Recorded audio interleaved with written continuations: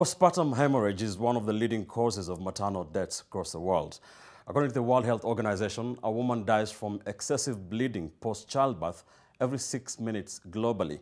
However, a study dubbed Emotive, in which Kenya took part, has seen a reduction in post-birth bleeding by 60% thanks to a calibrated pouch that can help midwives detect excessive bleeding in a mother. As NTV's Bridget Ngana now explains. The birth of a child is usually a joyous moment for the mother. However, not every mother gets to enjoy motherhood due to excessive bleeding after birth, which is a headache for the Ministry of Health. As at now, if I was looking at the figures for the last 1 year, we've been losing almost like about 1,000 to 1,500 mothers every year. The death of a mother is a catastrophe, and actually a child who is born out of that scenario has 35 times likelihood of dying before the age of 6 months. Maternal mortality is the death of a woman while pregnant or within 42 days after giving birth or the termination of a pregnancy. And for the last decade, there hasn't been any improvement in the reduction of maternal deaths in the country. But a new study using a pouch to measure the quantity of blood flow after a mother delivers has posted transformative results. The Emotive trial was carried out in 4 countries, in Kenya, Tanzania, South Africa and Nigeria. It was sponsored by the University of Birmingham and funded by the Bill and Melinda Gates Foundation.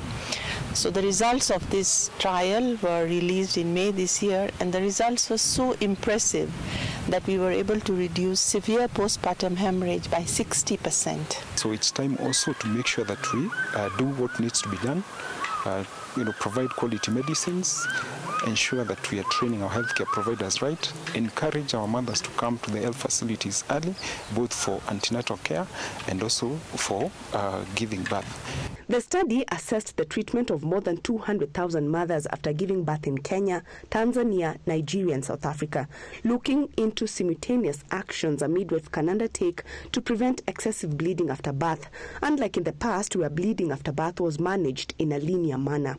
Now, what we are talking about Motive is the massage of the uterus, the oxytocic drugs, putting the IV fluids, the tranexamic acid, and then if after all that, which should be done in 15 minutes, she's still bleeding, then we escalate to find out why she's still bleeding.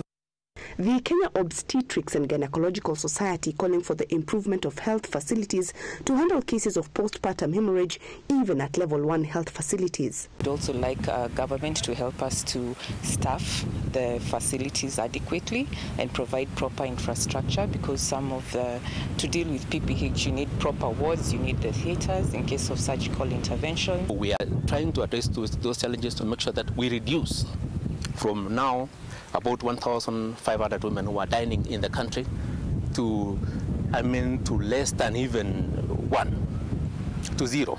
So that is our target. Results from the Emotive study have been recommended by the World Health Organization in the roadmap to combat postpartum hemorrhage by 2030. Bridget Ngana, NTV, Nakuru.